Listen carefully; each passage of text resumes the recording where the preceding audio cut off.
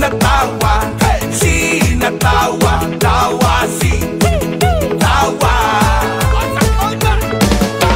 Sina kona, sina nimsa, sina kona nimsa si tawa. Iraki kwetero Roma, iraki siga tuam tietai naine, epun nam slice. Iraki sound money, iraki siga tuam sound naine, and the nano semani ngai samani nga, kama yeah, kama yeah.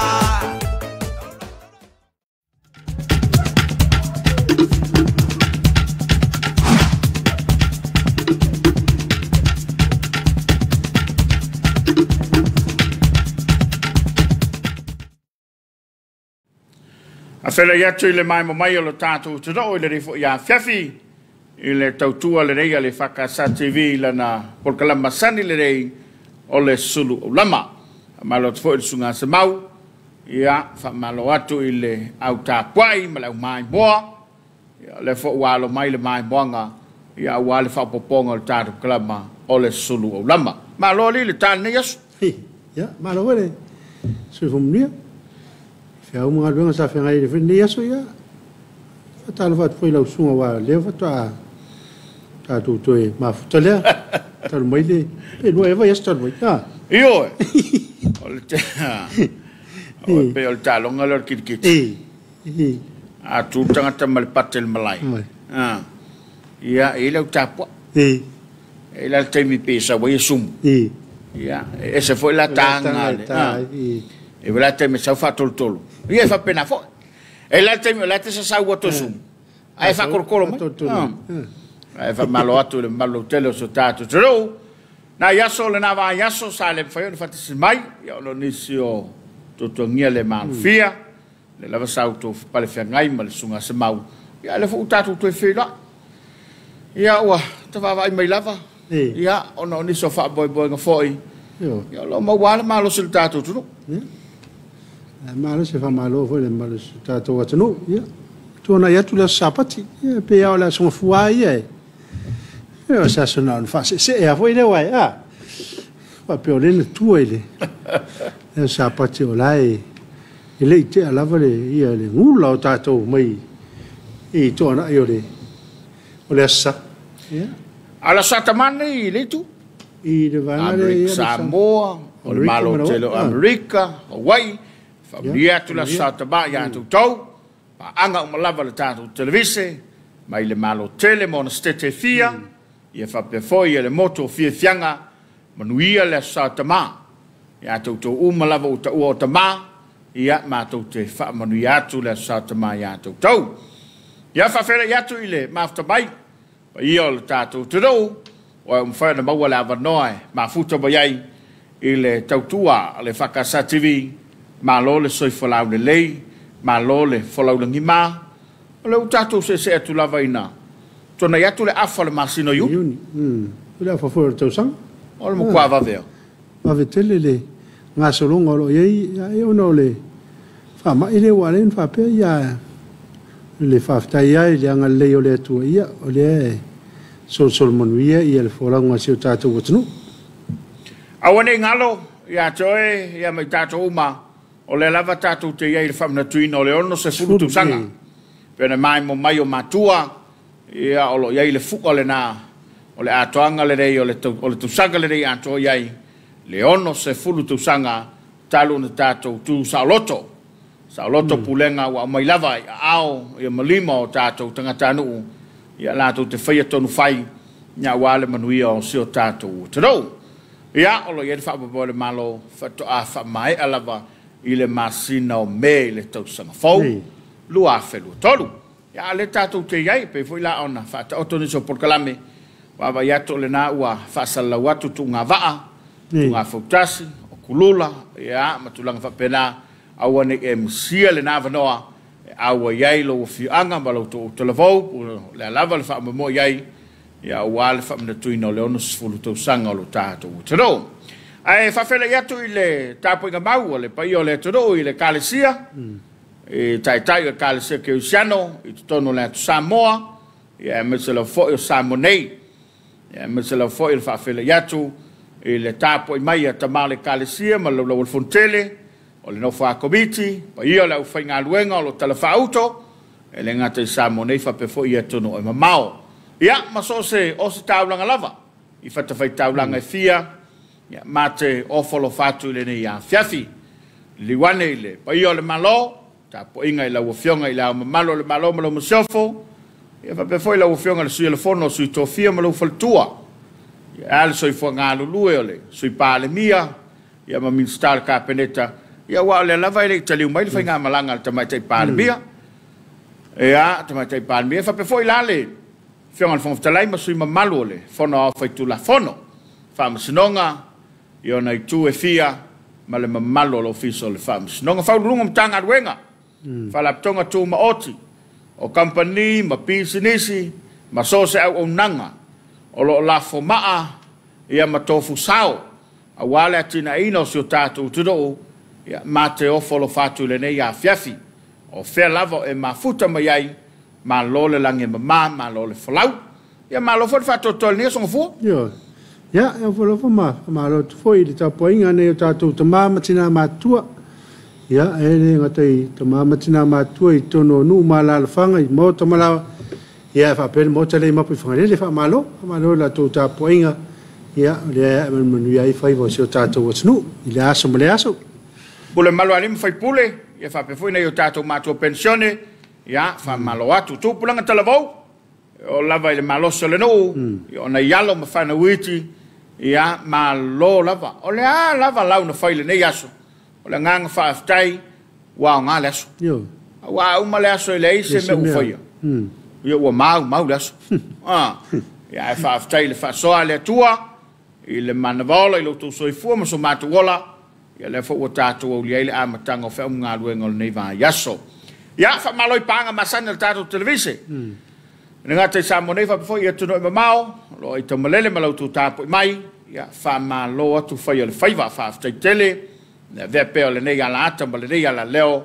ia mau pa anga e te mafuta mai ai a fene se fa malo ile tautua le mtanga luenga lepa pisinisa la maria fa aftai tele i tautua ia mai se foi la compagnia le SOS fa malo fa il faiva le sunga le toina le papas instant coco fa aftai tele fa aftai lava loto wanga le lei wa foi na morio le nei tautua i tono mota malawa wa le tapo nga maua so tato todo a oele wa mafuta mai le Afiafi ia mate fa malo atu lo lava papale malo foi long sai yo o le melo long sai se mau se me fai ngofi leo se me fai ngofi nei me lon sa ia wai on sa ia tu ilesi i tu ia e se voi me sa voi ilesi tu e che on sa ia kui le fai ngad ia e kilo foi le si piccolo o kau fale e che on sai fo ia va ia kui fa fi ka o le ola e che on sa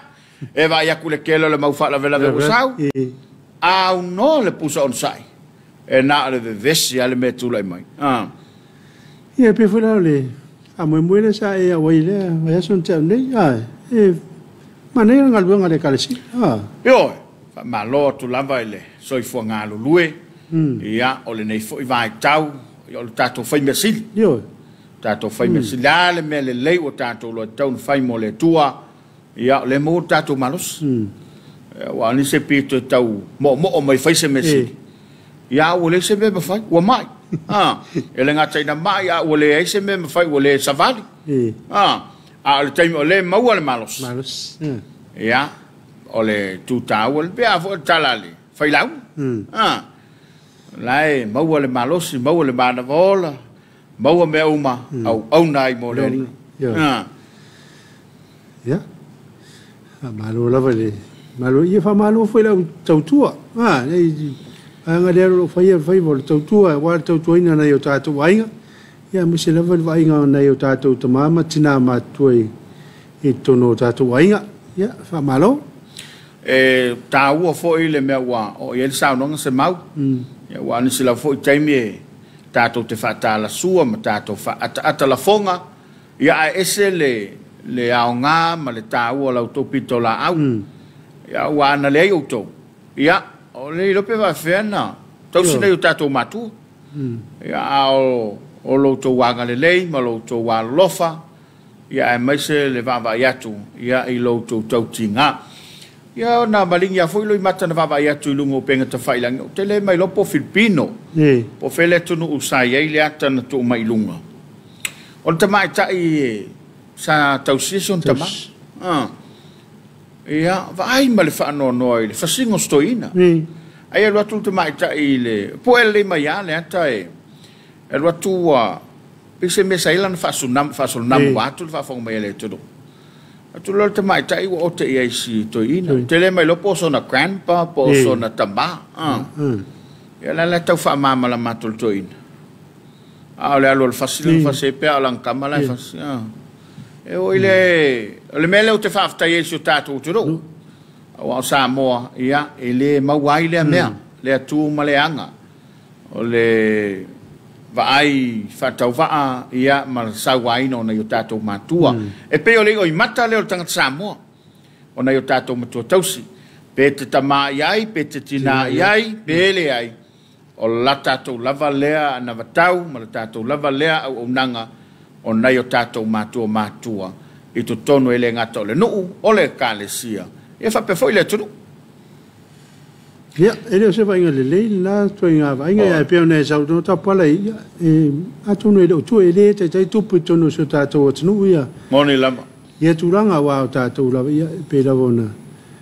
Ia i o tātou soifua o ina, ia e tātou te muri lawa e muri tai i whātonunga ia e muse foi o tātou le tunu rotu, tātou te whaitau tu spaia, ia, o mai e ia. Whamunianga, mōre tangata, ia, nā te tau siere lei o na mātua, mausta. E tu salare mele na whaile te mai tailea. Ma tangata foi le na sauaile toi o le ainga. O lai fiu le ainga whakari mai.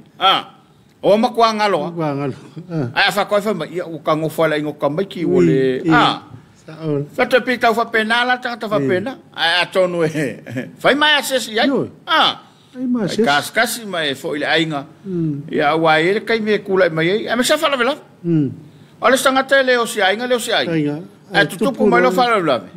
Ke ale wo ngongo le ai. Ai pe o tulanga tau bole na. Lunga foi lo penga te whailangi. Ia le na fo wa vano mo lo faanga. Mana tu lo foi wo yei ni sal malo le tātou. Tero ia wa mafuta mai le rei Afiafi. E whawhele tai ma malo atu. Ia i lo tau wa alwhaiva. Ia e maise lo tau ngā pate fiau ngā wenga. Miwa mosa whatalo whatu lo vaselua mariel por kalamo le Afiafi. Malo, Paulo Moisea, ia. Manuia le asu tamai lua fionga, lo fa from North Carolina. Le fa manuia mai le sat tama. Ainga Falele Smith. Ulbeck. Talo falava whaftai, ia lo awina pele masina i lo sunga. Maftai tu manukau i au kilani i New Zealand whaftai. Hello whaftai, Peti Hokath. Hello, i lo sunga ma lord va malosi, ma leon sai watching from Sydney, Australia. Alofa te reatu, ia, whaftai Peti. A fionga tu tolva ma lo le soifua, ma i lo sunga ma nu i fo i le porkalame ma ta go fiel ne Afiafi, ia ma ta padat ne Sydney Australia. Dia le tu ia to luo no le porkalame ma ta go fie, God bless whaftai. Malo whaftai, liua ki aleni. Le whatara fo mai ata pola. Ia, ma le paase lua. Ia. Whaftai liua. Malo foi, malo le maftamai. Tai le maftamai. Amelia Mikaele na tu bailo na awe malo mai. Ia malo na fatu le na ua umai. Ia malo na lo faanga, malo na fuarosa. Seu, ngala. Tau mata, tu lua matangi se lupe manuel lua malo ta manuel lua se lua malo ta tua tunu ta pana malo sa ta lo fatu mo lua fa tele Malianico ia ole tanga la vetasa le fa malo ia ma le fatu le dai tu bai o lo fatu lea o lo loto lea ia o tato por kalamo le Suluaulama ile nei Afiafi ia le ro ia Smith Moors malo lava lua sunga manel por kalamo watching from Gold Coast manuia le Afiafi en Kaples. Tuloma komisi au mua aingofi. Ya, o le foiwa. Ma o mai le tato por kalama o le rei Afiafi. Ma lo whaftai tuloma. Le o Melia Mikaele. Na voie. Malo mai. Ia. O Robert Peterson. Talo falu sunga muriel luanga luanga le Afiafi. Mo le tolo fanga iso sa vitale ma so matonu ina lawaya. Ainga mauso ia mawo. Alo fat foi mo lua. Faftai Robert. Alo fat foi aulo ma John. Ya, ma tu mo foi tunga ngalu mot, ma lo foi le on sai lua fionga. No fatu mai me pone Australia ka ples. Aftai. O ala leben so i fomaria ile lua vase lua ia wa uma foi ne yaso faftai le tato matai o ile langi. O lo mau uma e tatou le malosi male manuia le yaso. Ia monia au le saunanga ala tato faftai lo na lofa. O lo manuia i tato uma ile tausinga o na awanga le lei. Ia foi maftomo Amelia, Mikaele, mo ni mai o na lufanga. Ia, e voi si mai lo na ao. Ia, Epical ni wapu manuia lo tautua from Melbourne i Australia. Aftai Epikaila o Moliva and Daisy Absala. So i fomaria lo sunga malo le ngalo lo fatu mato tina o luao Absala. So mato du tatu foi mai se o na le tua i so mato du o mata tufu. God bless Faftai. Malo Faftai, no malo. Mata ngo fiel do programa malo lava EFKS TV. Mata tu nei sini Australia. Malo Faftai. Mau Solomona. Malo le tautua, malo le taulongolongo, alo fatale to just get home from work. Auckland City of Saints. Lo, hipa yotana. Ya malo ngalu e vireli, malo ngalu lo sunga lo fatu, sunga favenga ya kineti la pepe malefatua. Aftai. Lama tafawali ifiso a tilua. So if omnia lo sunga lo fatu mo so mato moto savai. Aftai. Matare le Milford, malo lava lo va se lua, tapal mal sunga fa ifiau, fa mo lava tapal se muleto lo fanga se mato tina. Pele ya sopo olive, pata falata i usum tu fa fine, me se fana uma, si o Tapuaiga o lo fanga na le mvai, pe mo o tou si o Tapuaiga fa aftai tel lava, pala mo le programa matango fia le matamatatu i nei Sydney, Australia. Malo fa aftai. La le tavita tu inga mala talo fa ilo sunga fa fa nge samau, fa pe foi Tapuala, malo le nga lulue, mo pelo lo soi foboria, se muliato lo fanga mo le kali se ta fotai. Si la fia le tua lo tausi au auna, ia lava lo tau mafatia, ia tato feiloi, beautiful ta fuatai. Tai la lei? Sa fanga mola, manuia le sao tama. Ia le fa manuia mai, ia le sao tama e sa fanga mola. Luma pauli, faftai tele le mafatamai. O... Le mafatamai sa fanga i New York, California. O Nam Timo, so i fomonia lua vase lua. Inu yane, malo so i fua lua vase lua.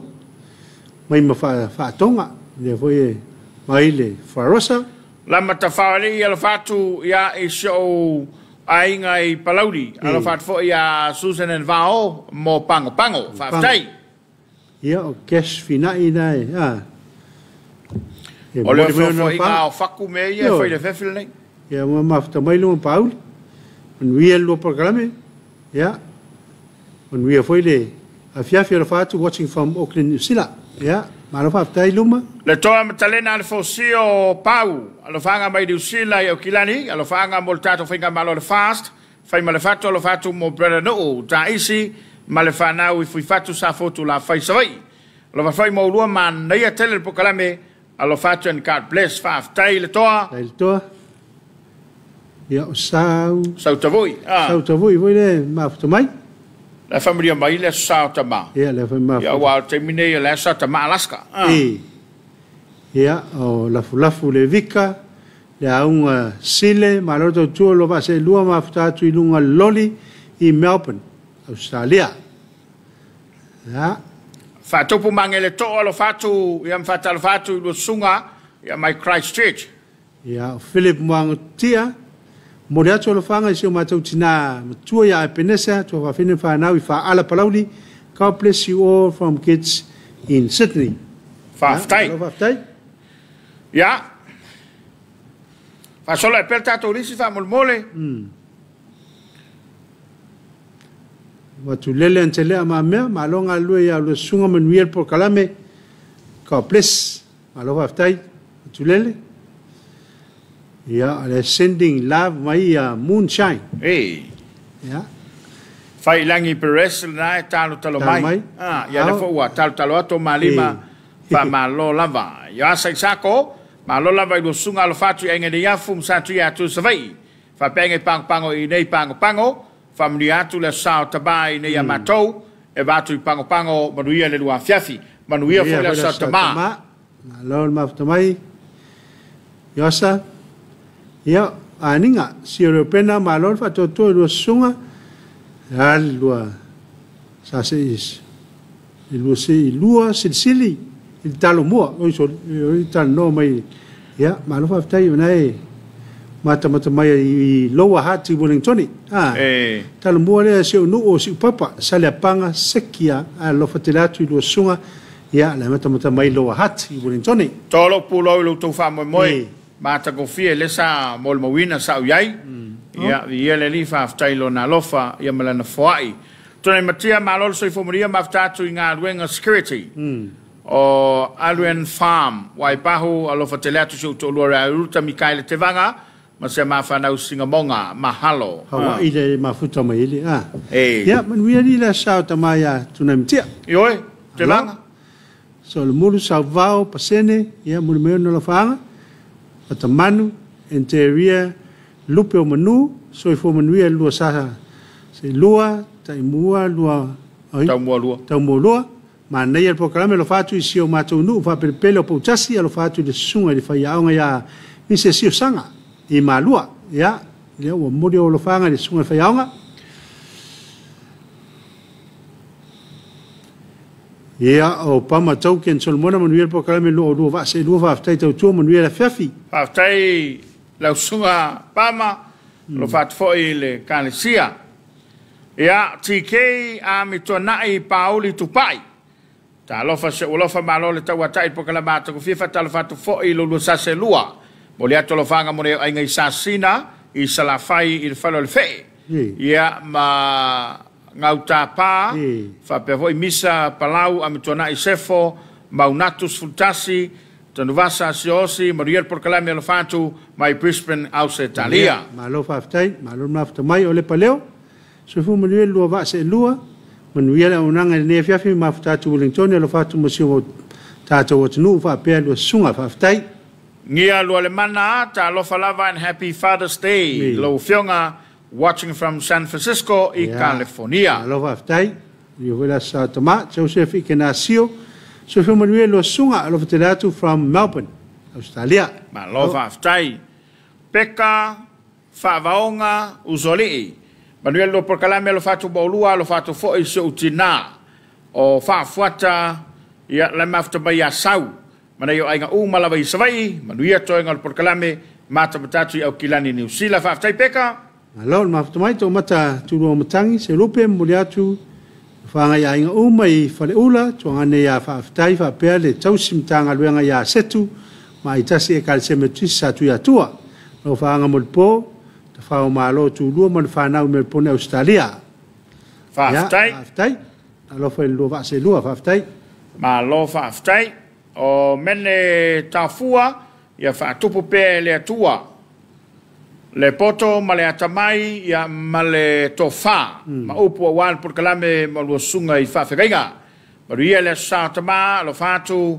o mua mulianga tele tafua ma Australia fa tai tele tai le fa marianga along sa fo me fo ma lor se fo lo sunga fa mo mo tu na yo fa monianga I si o uso ya aisi me fo fa malo savai from Sydney fa tai ka bless Kweni na nai osa malaki ya o fa monianga lava to mai mo le tato por kalame fa pele lenga leota Lope matasila ma lo le tau tuatoro Maria le Afiafi mai hawek I au kilani alo fatu mo olua alo fa tai afa and tai fili maroto tu ne Afiafi lo fatu na yo ainga mai salamumu lo fatu mai super sulima champion city sorry o fa ri ta Queen na ofisa soi for EFKS TV Samoa whapelu sunga o whengai ma le porkalame. Ia, manuia lau unanga o le rei Afiafi. A tai kuini, ma futa mai Sydney. Ma futa mai Sydney. Ia leu tue ma futa mai, tuna mitia. Ia, mi kai le te vanga alo whaatu, sa se lua, nea sao tama, ia mātou. Ai, le atoa na o whaingaluenga lava, maana ia, whaingaluenga lava, maana ia, po kalame lo whaatu, po kalame soa le pule. Ia, ma futa tuna mitia, o le mea lefa mei ele manga ia. Ia wafo o le inge ile ava. Ia, whamuri atu le sao tama.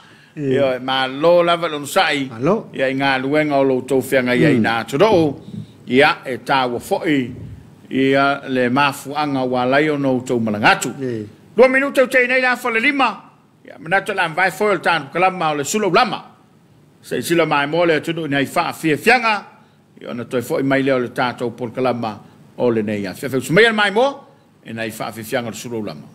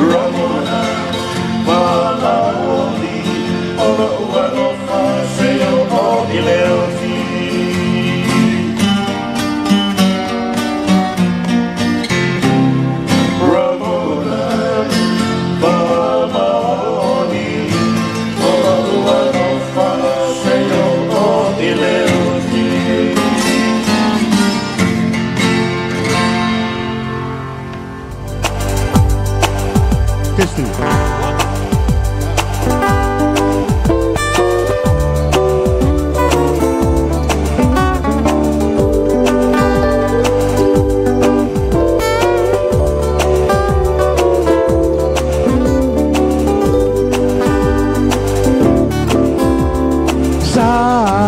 Samoa e ole a o pese e whaailoa Lo tapa mai Samoa wala wiloa E whapai Samoa i le atua O le atua po i mo Samoa O lautanga vai le alo o angia pe lau kua Sila sila ia maale nuia Papa e le atua lo tamanuia Alo maia ia Samoa mau talisa paia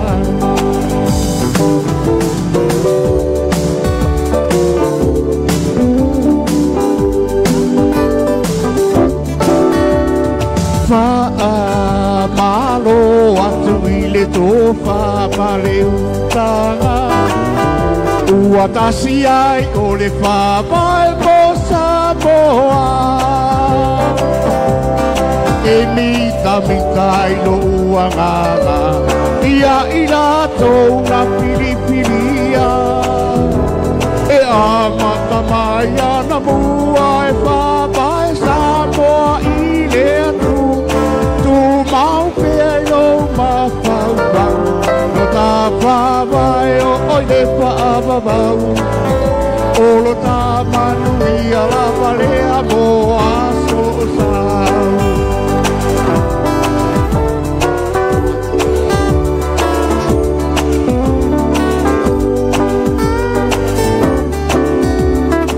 Ua vai lo vai mata mau paai longa Ua lai ona ta soi puai le sa ola tonga O le whawai o ia o le alupa Malona lo pele o lo ta whaona Na maliu ai koro kota ai paai e aina ta uai le poronga Tu mau pe ai lo mau pau pau Ta whawai o oi le whaavavau O lo ta manuia la valea mo aso sau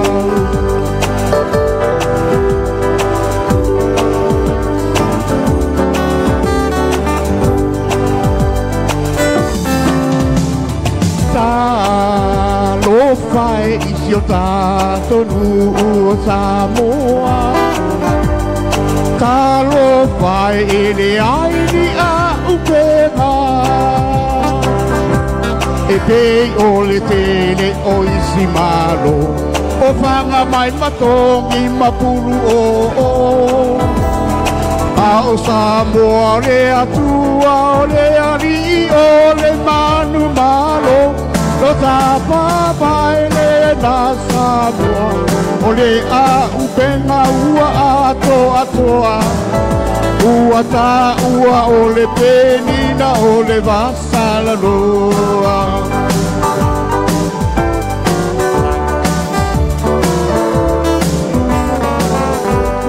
Ia o whawhiwhianga ia le O le sisinga fu a Samoa le o kila E whawhiwhianga Io O mai mo me le tātou tudo o ia nei whawhiwhianga lava nei o tātou tangata no Ia o lo ai tau malele la ala ma papa o i lai tu o lo langi Ia ua le tātou te iei le celebration O le nei vai tau o le ono se fulu tu sanga talo na tuto tasi lo tātou tudo E wha malo tuai ia i le whawhiwhianga Ai mese la le whaula le na muatu O le whaula le sa me le tongo Ana ia la tō whawhiwhianga tamatuai le musika O whaila nei tamali e pe ona matu le vai tu sunga ya te nari tautua le sa ia taina mo ki tau ia o tonga tuai sa le musika ia e fa malo to foi la fai musika i tono il tato tro ia wow le matulua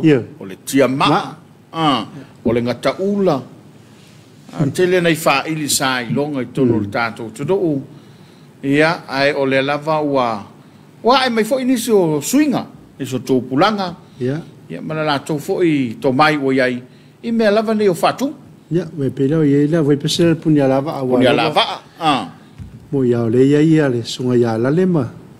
Falto ia vini ia pe la mo whanau le watu o ti. Io, tō te wha o wina o le fo I talen. Ia o le tele le mau wha ili longa I tono le tātou tudo. Ia, e wha malo atuai ia I le mai mai. Tātou lo whanga I lungo no penga te whai langi.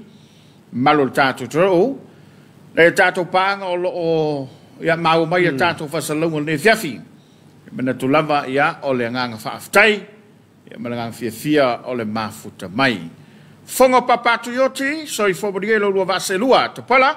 Lo fatu mo lua mata ko fia kalame alo fatu mai ulo loa ia pia. Oh, le mafuta mai. Ata lo fatu fonga papa? Lo whaaftai le mafuta mai.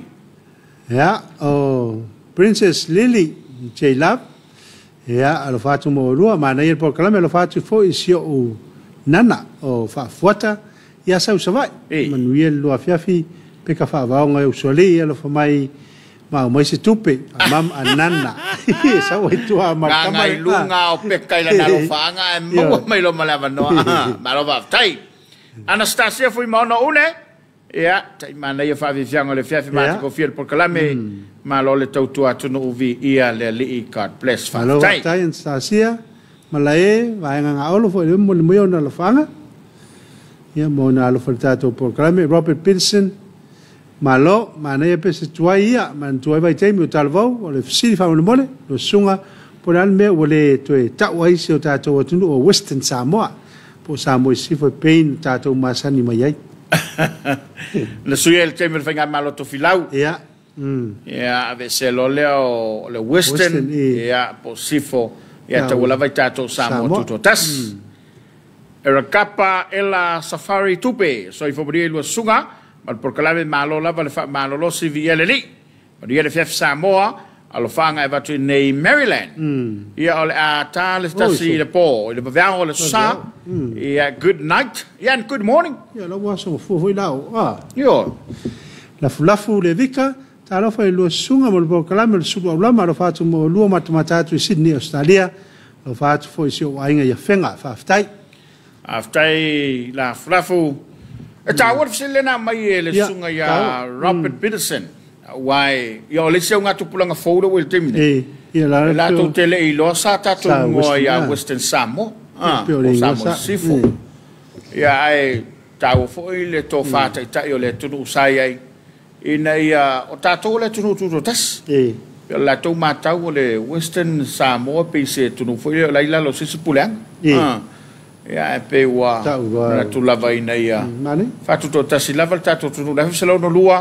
Ia fatu asu ia nei ia. Ele ile vatu pasalo po le ivas fulu pe a. A ele I aulia luafe. Ia na pasi ia le pāle mene. Ia ele taita inga le fionga le totoli. Ia ma le vang whaupwhai o le hero pipi. Ia na lato manatu ai. Ia whai se swinga. Ia. Awao Samoa sai. O laila lo puleanga America Samoa. Ia la renta o America Samoa. Tu e se mai lo tātou ia, whae ngolo Samoa tuto tas. Lo no winga o Samoa lava ia. Ia o le o tātou tau a vele fuqa I le teimile le. Ia atonu fo ia inisi mafuanga na lai o na, ia atonu po le whaingo whina o whatawa inga me wapena. Ia ai, o le tali atu na I le whaasil mai el sunga ia Robert Peterson. Asile aton. Tan mlalo. Ia wal me sai sa tātou asu whaatasi ama. Mene tātou usole sa. Ia mantua la suinga na fta whainei ia. Ia.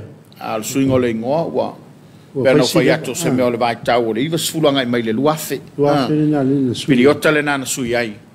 Ia e whatoa tātou suini. Le tātou teimi ma le aso ina ua. Teimi o le sunga atu le epa. Ai mana ia la fo I la teita whalongolongo I le whanga solo mai ngō tai o le tunu. Ia ele tau fo tātou musua I le mele o suinga. Suinga, Ai sui I le mele lei.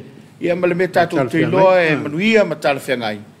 ia mo sio lava tatou tudu ai fa fong foi America Samoa e wala to Samoa pe ia tau America Samoa e te fa fonga ai battle no ai fa foto America Samoa ia o le fa pe mai le ngana ia le ma to Samoa o America Samoa ia ai pe la u ka kongu mela pe ka ko sifi il vale ka ko le Samoa mumu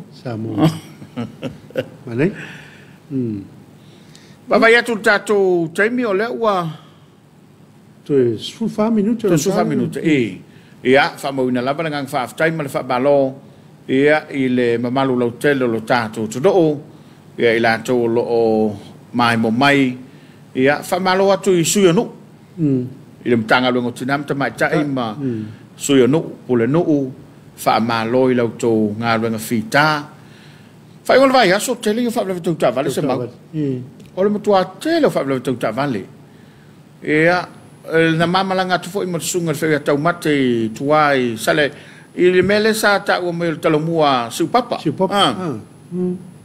da tu la le wala le i vai lima mal fa solo tuai e man tu tele piong ai na matua tipi ai tomato le sta vale i lungo se me manu lava le ele sao ta vale na ifo mai ile malis wa maufitu na ile ta vale na luma to maua tau mo fai e slow matu ai se tu lava no il ta vale le o so fa vale o ta ba tu fa fong bele tu no ai se manu ole e lave o mama to le me avo le fa uta ilunga le wala ia ai mai se ia le fa vale tu ta vale ta va vai to New Zealand to fitu la umali vale vendi o motua i fa le ngaina le sta vale le na fiolanga solo lotu ala tau silinga nei nai lunga to farvau sa foi failo na sai nai le pavau na ina ia o le fa tau to la so na sa pe me ia o le sa ia io le me lava le tuli o le time ia me se lava le mas se o le wala me se mas se la wala Carolina paila asi malolo no sai ni yaso yo lo fa lo ngatu lo proclamata ko fie malo Carolina malo to mai o Moses Robertson so vo manu ta pole ma to fie program lo fa matatu i nala i Brisbane Australia a fan tai fili malo la vai lo sunga le tawatai e le lo proclama le fefe lo fatto i Papua i sabai e se uso malona inga al fanga batu nei Christchurch in New Zealand maria te taimi o le lo tautua faaftai ia ne se ta vale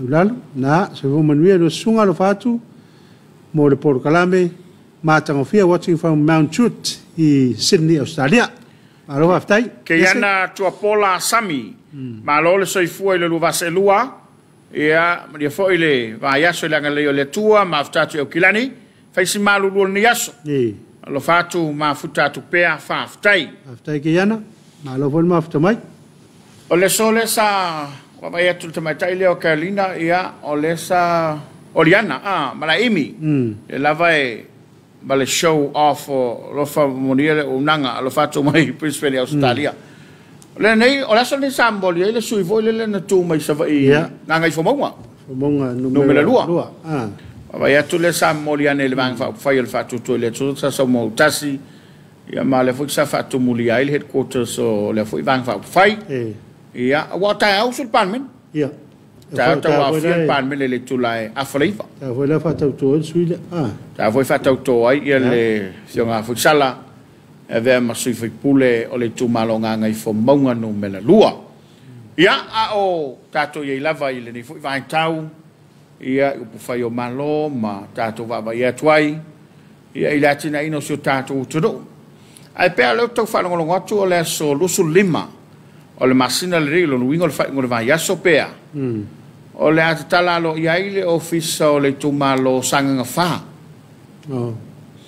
e o la ile fiango le vi il salimo e tala lo ia ila le fale le po le office ia pole no fanga o le la fai ma ofisa o le tu malo sanga fa ile por calam foi le miliona o le tu malo mo morale io le tu malo mo mole o le la tala lo na ofisa ia e mantua le la vai atu le whaingo le vai aso ma le vasun tenei o le nai wha ngā solo le ngā ruenga i ngā ngai whamaunga no me le tolu o sualo lato whanua mo lato foi ofisa ia te lava nei tu malo o le la ua whatulanga lato poloketi ia wale alu tau sang wavel taimi le o toino fonofo le vai o le wati ia maa o le ngangana fo ile masaria i le whatalia le taimi a o lava ina tā le taimi o tā a fo ina sua le tai wa sua lava e unoma le whatali le tangata ia ai whamalo whaaftai i le Tapuaiga le tono whai o le nā whatai mau mai e tātou whasalunga ia o le porkalamba le rei o le Suluaulama o le tautua lava le rei o le EFKS TV ia whai o le nā ua te atu lo ngā sengasi pa ini se le fatua te aitua ia malo le taltinga a fai o na fatua umana samalau te tau malang malo fie malo le taliau a fa pe le na fo ua e manu malo se fa fi tau le ni aso ia malo le tali tuari mai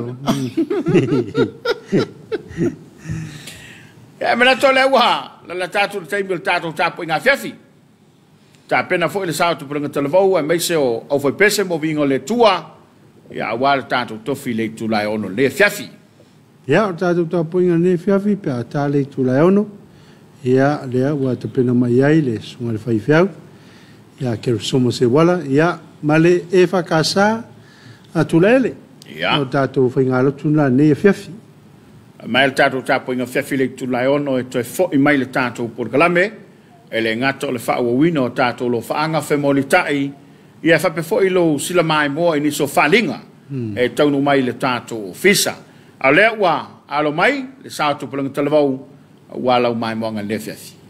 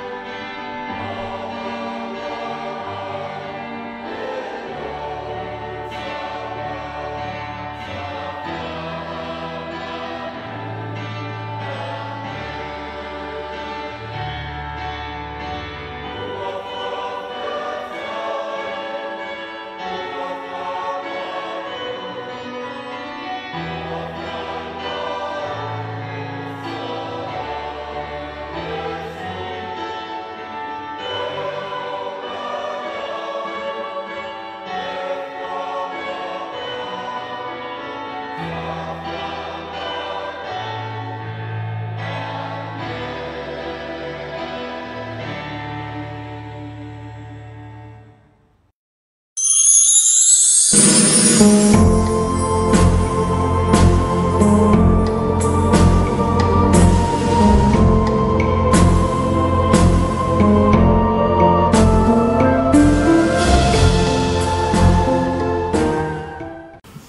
se o tātou tāpua atu I le atua. Na o langona le taalili o lātou apa au, ina wa lātou o atu. O pei o le taalili o vai e tele. Pei o le si ufufonga o le e ona le malosi o malawa. O le taalili o pei o le taalili o se tu tau. Se o tātou tatalo mo le angang pa ia. Anganga pa ia e lo mātou fesoasoani sili. A fio maia e te fesoasoani, ma tau toa luina lo mātou vai ma le le atoa toa. A o sauni atu lo watu no I le nei afiafi, e tāpua I lo suafu mamanu. Yesu keriso wala tuai lo mātou tatalo. Amen. O le whaitawina le tuspa ia, o maua mai lea, I le whiangainga tuai, o le tusi al perfecto eskielu, ma tā upu mua. O le whaitaunga e amata mai le foi upo e sifuru ma le lima, whaangata mai le foi upo e lua sifuru ma le valu. O te whaitauina, nā unai foi upo. Whaafonga maia, o a fionga pa ia o lo tātua li. O vaawa ai I mea ola whaauta foi. O le mea taa vale e tasi watu I le lau ele, I tafa o mea ola, maona mata e wha. O le tino mai fo I o mea taa vale, mao lato ngao singa, ua pei o le tino mai o le taa sesa. Ua tutusa I lato e wha, o lato tino mai mao lato ngao singa, o pei se I se mea taa vale I tutonu, o le mea taa vale. Na oula ngona le taa lili o lato apa au, ina ua lato o atu, ua pei o le taalili o vai e tele. Pei o le siu fufonga o le e ona le malosi umalawa. O le taalili ua pei o le taalili o seitu taua. O ilunga foi o le vai le langi ilunga o lato ulu, ua iai le faatusa o le nofuali. O lona tino mai o le faatusa o le pupula o le ali. Na o iloa ai, o na o whaapa u whao ai lea. O na o langona lea le siu fufonga o le tasi ua feta lai mai. Whaamanuia mai lea tua le tātou whaitau ma whaalongolongo ia nā fionga pa ia. Tu mau I lea tua no na lava vi inga nei maso uma se I o le whaavavau. Amen. O le launga le swafa mamalu o le atua le tamaa, le alo ma le anganga pa ia. Amen. O le matua o le launga o whaungaina se vaenga o le foi upo e lua sifuru ma le whafonga o te toi whaitawina. Na oula ngona le taalili o latu apa au ina wa latu o atu. O pei o le taalili o vai e tele. Pei o le siu fufonga o le e ona le malosi umalava. O le taalili o pei o le taalili o seitu taua. Manatu au tu mo tātou Samoa I le nei Afiafi o lo whapea mai o le leo o le vevesi. O le leo o le vevesi, a sound of tumult. Ina wa ave whapango te tau tangata sa yuta I Papelonia. Ai lava sa nofo lea tangata o eskielu I latane I le vaitafe o ke para. Ai whaate ia o ia I le whaalinga mai le atua. Na ia whaamatala ina o se ao tele, ma le afi. Le pupula tele na whaataali o li o ina I le ao. Ao to tonu o le ao. O lo iai le whaatusa o le tangata, o le leona, o le povi, ma le aeto. O lo iai foi ma apa au o meola ia, ma le mea taa vale I lato au tafa.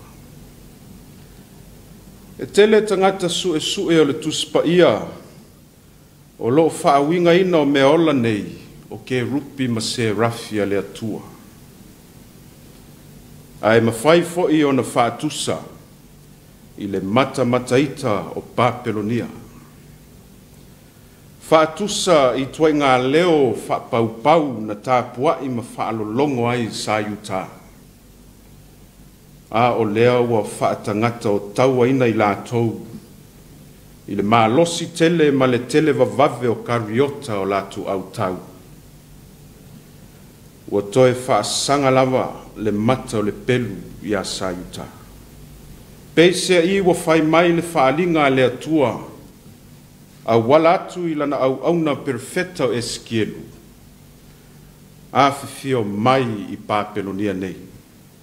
Welcome to Babylon. A whiwhio mai ma tala au mai le nuu o lo o tele ai mo atua whapaupau na utou Tapuaiga ai Jerusalema. Se i whaalolongo o tou i le ituenga leo e nate au mai ale malaia ma le oti. Ai o le isi lea fe au tā ua na au mai i le whaalinga le nei. O lea tua nate le tu la fo ina lona nuu. O lea tua lava lea sa Jerusalema. O lea tua lava lea o lo loto lo toi ma lona nuu i Papelonia. Fai mai lo tātou matua le nei aso. O whaalongo atu eskielu o lātou apa au e taa lili pe o vai e tele. Taa lili e pe o seitu taua. Ua pe o le leo vevesi. O le leo le vevesi le nei e mai le atua. Lea na wa ai atu iai eskielu i le whaalinga. I lunga atu o ulu o me ola nei. O lo iai se no whaali. O le no whaali i lea a le atua. O le no whaali i e tau mai ai o fua fuanga uma nei. Na whata whea ai i lātou. O mea uma na whaia e le atua e a oa i ai lona nuu. O le leo le vevesi mai le atua ina ia sa ve'u ai langona ma mawhauwhaunga o tangata sa Utah. Ona ua pupuni o lātou talinga i le mea moni. Talu ai o le maa o lātou loto i le atua. Ma fia whaalolongo i le isi toi ngā leo. O leo a lātou atua whapaupau na lātou Tapuaiga ai. Lea e whaatusa i mea ola ia i totonu o le whaalinga. E leo se leo vevesi mai le atua e whaatupu misa ai. E le ai. O le leo le manuia ma le alofa. O le leo le faufautua. O le leo le ame o tonu ma le maoni. O le leo au tau a le atua e whaasala veia o langona ma mawhauwhaunga o na tangata. Wa a mata o na seetia i leo o atua o le lalolangi. Samoa, ma lo whaafonga i le nei Afiafi. O le ale tuai ngā leo o lo tātou whaalolongo ai le nei taimi. E moni lava e iai leo o atua whaapau o lo tātou whaalolongo ai pēr ia so uma. O le leo le tau whaaleanga ma le tau whaasese. Le leo le tu ina naunga o le tino. Ua malepe ai mafutanga o ainga o nuu. Ma ua pei o se mea ula ia i tātou. Le vaai le ekalesia le tino keriso. O leo ia. O atua whapaupau o lo whaasese ina i tātou. O le mafuanga tonu le nā. Na whata whea ai sa Utah i Papelonia. Wa lātou whaalolongo i leo o le whaatupu vevesi. Ma ua manu ai le ola whaaleanganga. Le mālosi whaale tangata. Ma le pepelo o le oa o le lalolangi. Ai pupuni ai o lātou loto i le mālosi o le siu fufonga. O le atua mo lātou. Aua nei se tia ngō fia i tātou. I mea o lo o vaai ai o tātou mata ma whaalolongo ai o tātou talinga. ma whaamatauina I tātou I mea o le lalolangi o whaatusa I leona o povi ma aeto.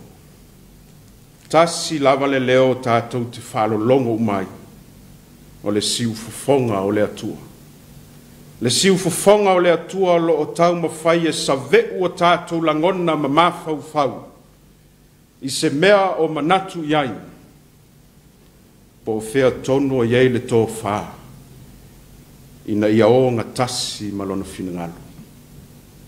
E mawhai o na whaalawe lave le atua I tātou fuafuanga e whai. Pe a whai o lo sila mai o ia, wa a mata o na se ese o tātou waa, mai lona mamalu ma lona sidi ese. O le leo le vevesi lea mai le atua, ina ia tātou si ai le taua whale anganga, si ai le taua whale mawhau whau, e whaasanga tauai I le alii o le pongisa. Wa alanga Yesu ma le leo tele, o na toa ai leo lana manawa. Ai o le tafa o ata na langona mai ai le leo o le angelu ma whapea, e le o inei o ia. O le maliu ma le toi tū, lo tātua li I whaola, o le leo lea te tau o na taa lili pea I o tātou loto manganga, o le leo le whaola tanga e whaavavau. Amen. I o tātou pese I le pese o saunia.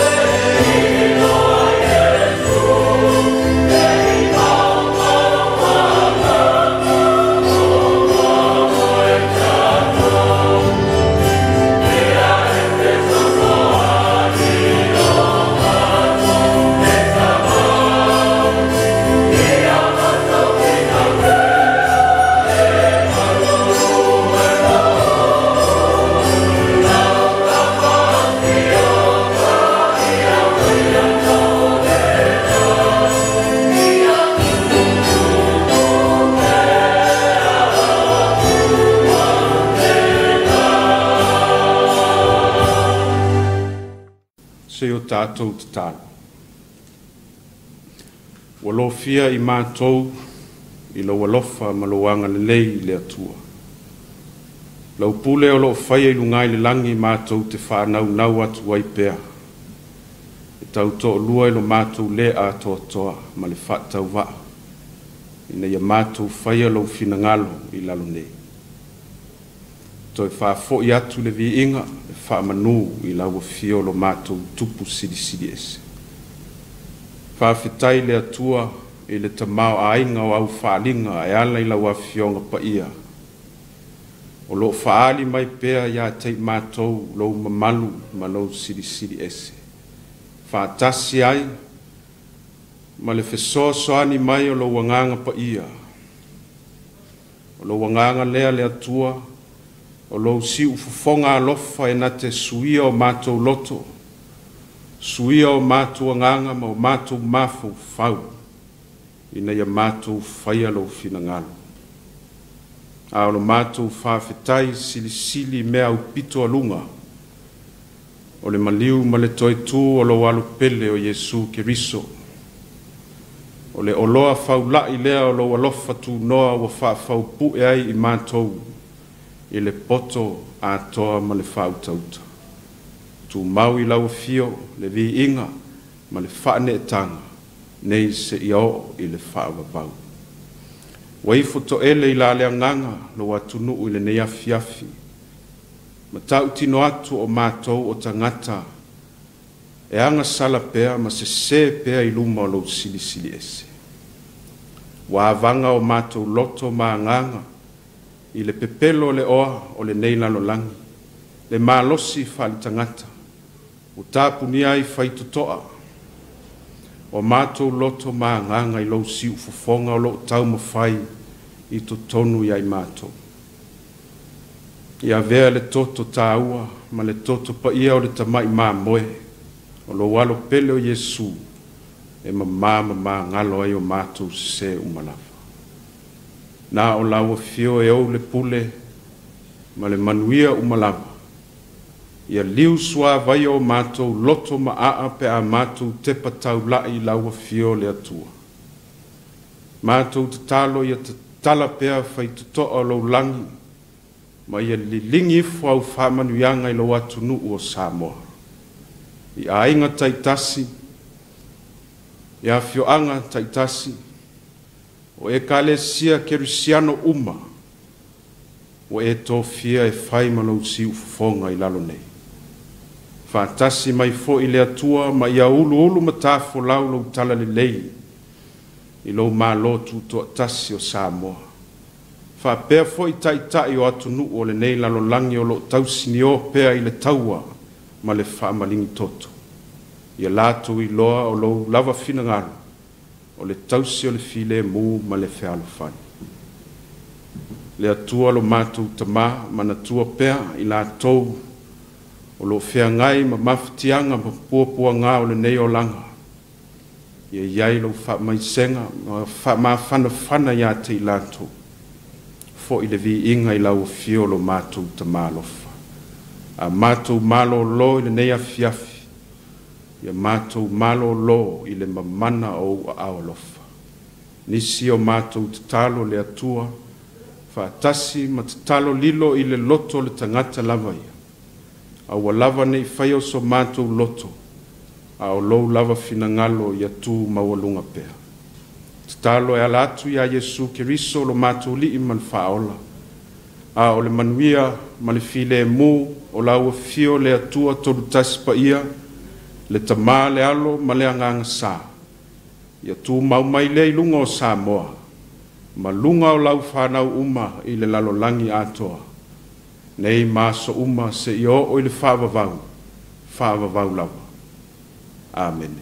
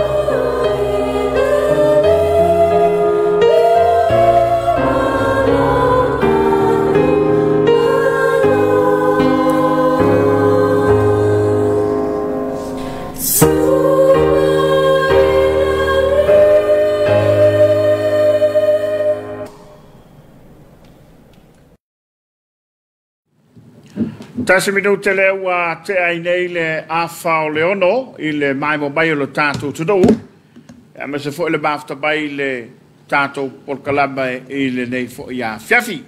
Ia ua whaafonga maua le tātou tudou le whiawal tala le lei. E me se fo le tāpenanga ia ua longo malie, malongo I, malongo A. I le whaafonga maua le tātou tudou. E pe ona tāpena i le sunga kirisong. Ya, mui le ngā whakataitele le tātou tofi le Afiafi le sunga le whaiwhau ia kerisema se wala, ya, a le e kalesia e whakasai tulaele mo le whiau tau longolongo le nei Afiafi, ia e longolongo i pēr ma au tua ma whaamanatu, ia ma whaamawhana foi, ia au tātou ia le tātou sāwaringa ni vāenga o le tausanga, o le leo, o le vivesi, ia o le tātou te i lawa le whaitaunga tu se sket. Ei! Ia le waitai mi oro i eile. Nu o le atuai i le tāwhianga. Ia o le aso, o le leo le file mu, o le whamalosi i o le aso foi. Ia o amai foi me sa ve o eile. I le file mu e. O eile vesi. Ia a tātou te leo mana o mia. Ia tua i ngā leo i al teimi nei. Tātou le leo lawa le file mu. Ia ma i fo i e whaaftai le tāpenanga le tātou tofi.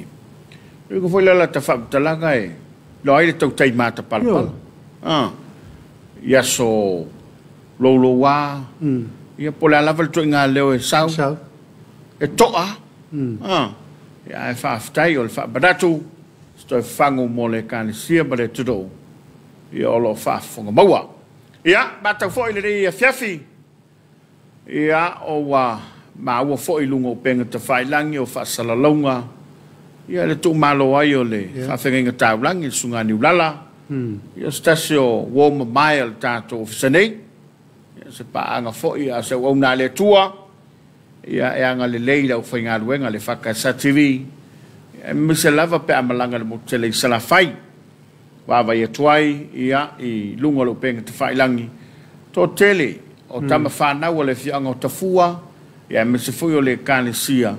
O le mo moli ala to fa mai senga ia ona o le tuai o le maloi la wona le tu ia o le sunga foi le fa fenga inga sunga ia niulala o le tama fa na o le fakasale i tulele io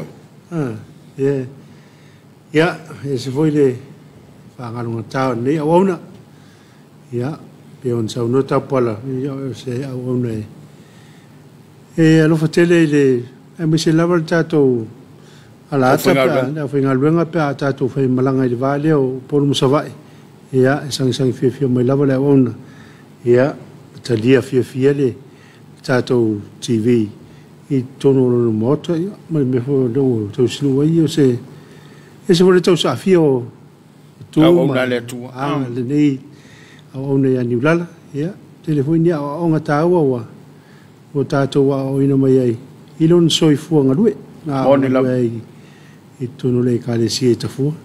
Ia le ngata fo i la lea, ia te wapai atu fo i le pūlengo wā. Ia.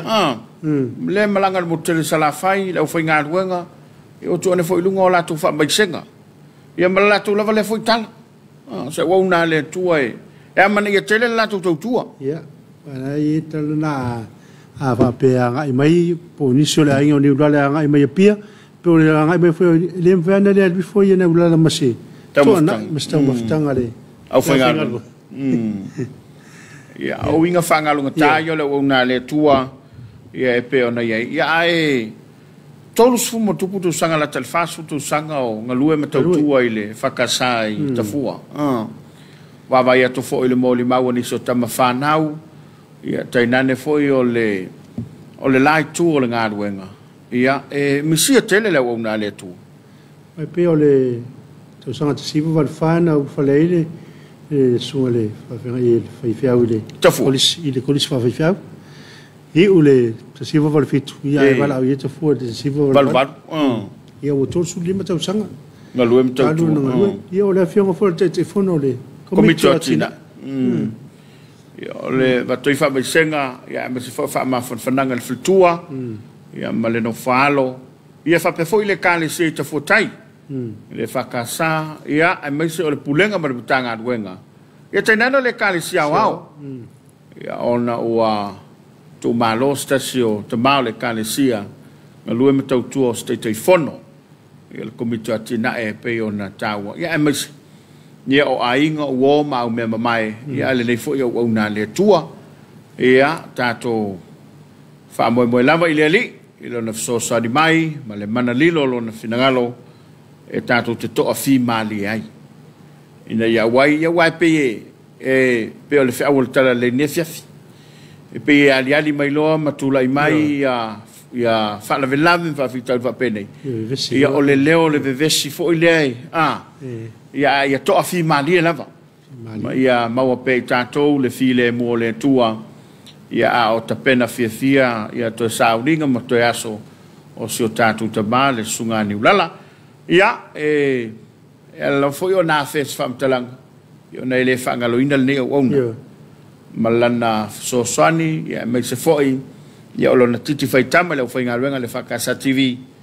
Ia pe afe malanga ia tutu te mfaiva o le ofisa. Ia e fa malo atu o ele na ua e mafuta mai le rei Afiafi.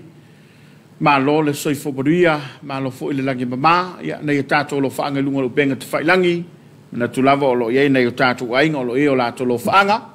Ia o le mau ato ele o yes tato falinga le Afiafi. Ia le tato falinga tau le rei, ma le tato ofisa le rei. Le fakasa TV mo auto lava uma. Ia a wale ia sei mai ona la wina tato lo faanga ia na fa wa le o le tulanga lea. Ta senta sela ma lolo so ifo maria i sunga maria por kalame fa aftai le tautu atu no. A lo fatu i na yo matua ya tone ma e lipo Nico le tongo. Family atu fo ila so fa na o se nephew o Cornelio Nico o ne ya toilo na sumal tutu sanga a lo fatu ma aftatu i Logan Brisbane i God bless fa aftai. Maria le sutu ton sanga di polonga felice ma lolo so ifo ya lo sunga matatu i Melbourne. Faftai tele mo le programa ka ples. Alo faftai lena to vau tu ya yo se fa foi le uma fta mai so fu mo nueta pola ma le sunga le fai fiau ma to tu le yaso ma futa tu por rua in New Zealand. Alo faftai lena alo vol ma fta mai o si tau papa ya so fu mo nueta lo va se lua ka ples ya ma lo faftai tu ya fiso loi tau ili so i fo manuia la fitalenga pa ya lita pola ma sunga de dia wa ma nei por kalame ne Afiafi fa aftai tu ya fiso ma lo foi ma fto mai ia o sunga le fo cha kon wa e tawa to lima ya so fo manuia to pola lo por kalama tau fie ne Afiafi fa aftai tele mo fa mnianga le sa tama mo le moto salia ma lo tau tuino so tato tro ia ma le kalesia EFKS TV. Aftai le fianga takono vitao. Ia lo fatu sunga lapi mal fatua me foi le kalesia. Ia. O le ata inuripi. Au lai sunga refiau. O Ismail. Ismail. Ismaili. Tamai le Mac. O le Mac. Sauni ngaono. E foi mo le na ana famunianga. Ia sunga ya dia ya Matthew Smati. Ya ma lo i lau sunga fai fiau mo le fiau fola ne Afiafi fam nuia le tua aftai Matthew ya fa malo voile sunga le fai fiau ya ke soma se wala ya ma le fola ne Afiafi an Elizabeth tua fa aftai tele mo le fiau fa le tala le lei o le ne ya Afiafi nei ti soriola ke soma se wala ya love it rev ya malo o peka le na foi mai na fa marianga alo fa tai fatu mapsia le asi fa tai tele le mafta mai le ya Afiafi ai pe yo le faringa tau mai le tatu ofisa nei le televise ya fa yo le dai ye le au televou so se kalesia ya ta pena foi mo le por kalamo le youth debate o le neto sanga lua fe lua yo le vai aso le nei fa ilo mai Malau mai le tato telefoni lua val tasi ia ma whailo mai ia lau au televou. Se lau tala le stala. Ia mo lea wha boi ia ma tau ia le ono tau sanga taluai. Ia sa faifua. Faifua. Ia ia mawala man malo. Ia la tai le luafe. Ia na sina se lau tala mo le restala. Ia, ile malis. Ina ia ma popo e pēr tātou whaapaboi pa le tā penanga. A whaila nai whaafokamai ia le wauna le tua. Ia pol te tai foi pol presteno lau talavau. E fia a wai lau talavau. E na vale kāne sil tātou klaba le rei o le youth debate. Pa lau mai le luva le tastol tasi teimi whengan wenga.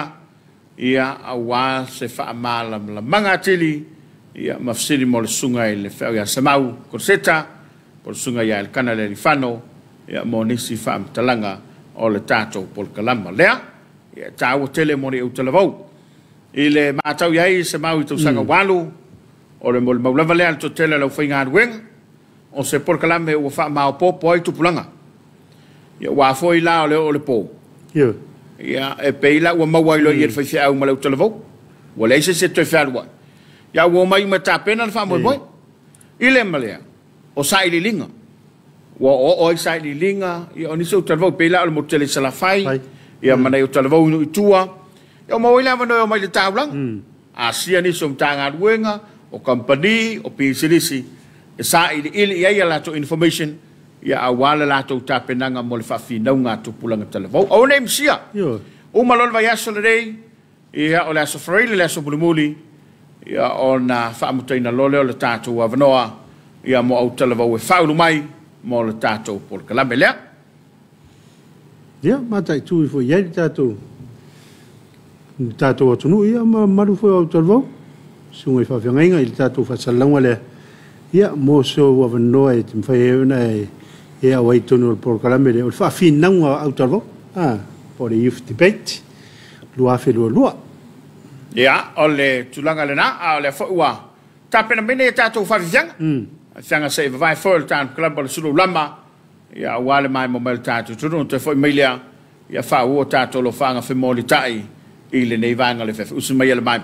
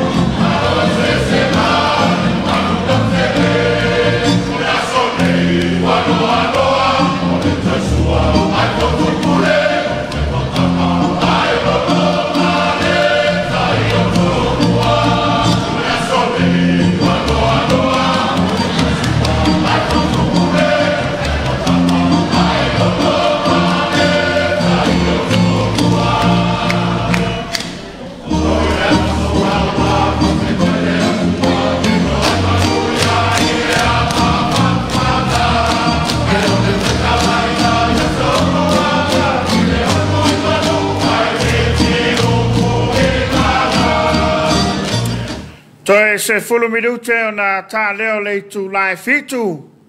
Ia o whaafonga maua lo tātou o te roo ia i le whaafefianga a tama mateire tuai o le kolisio Aveli. I le whamana tuina o le ono sultusanga ia i whaafefianga o le sisinga fua mangeli. Au kilangi?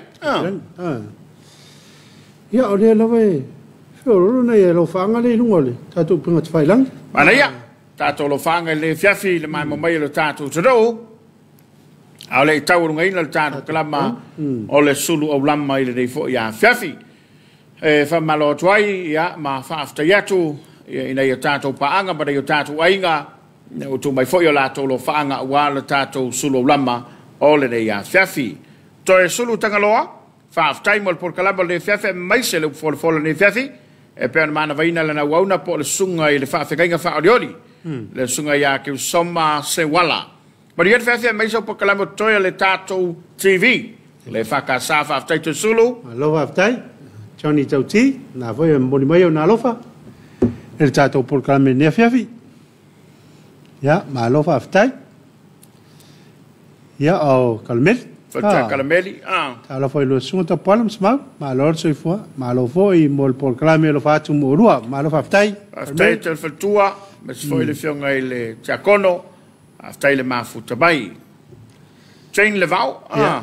Vise mawai whiro le tonga. Ia masoi si ulepa le tonga whaaftai. Alo whaaftai. Peni tamilo. Se uringo fia longo. Lo si ufonga la sunga fai fiau. Ia malau tō whata puana. Mal programa tonga fia whaaftai. Mori fiau mori mai tara leia nea fiafi. Ia rea tua whamanuia la na ona fai fiau. Vatu mo lua mai Brisbane manuia la fiafi whaaftai peni. Whaaftai lau sunga peni. Whaaftai tele le mafuta mai. Alo whaat fo i mautou olo au mau i tonu.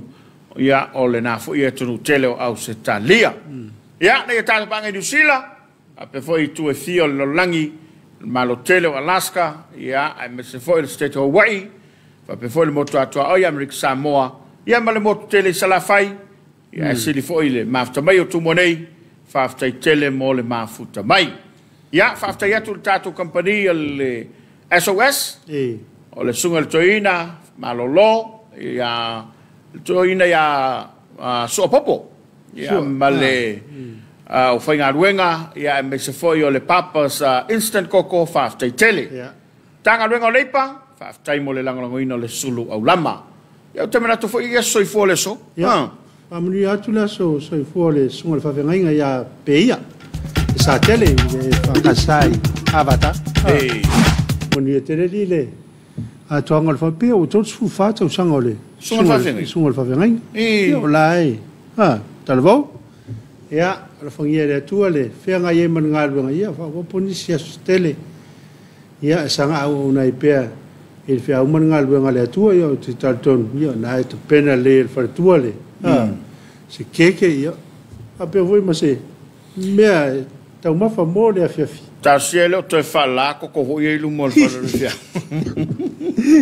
ia ai le poko kona ta pena ile keke le svana ai le fa pe o le pena ile keke le svana mana ia ten ta fa pe voi na o se fa li fu amor kok Samoa oi to mana ia e au te loe le o toe au le mana vale o na le tu teile le mona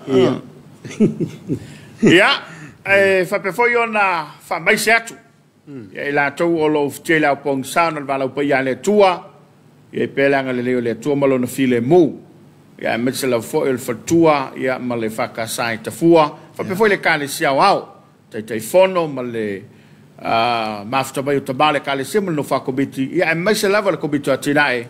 Ia no vala o ia le tua le fionga le te fono au tau lunga taru kolami. A wani ngali ato e tāna fitu, e mai moa i le Samoa talongolongo, a whanavalu, e whaafonga i tāna pakalamo le lauau sina. Ia manisi lava po kalamo tā pena, ia ilau whainga luenga i lungo le tātou wala ata. Le ase upu a pa o papa i lau whaafonga maua, ma lua vei fale i lau whina ngalo. Tātou te whina i le aso tāi mo te birei, manuia whaasau songa le po, tō whai e seifua.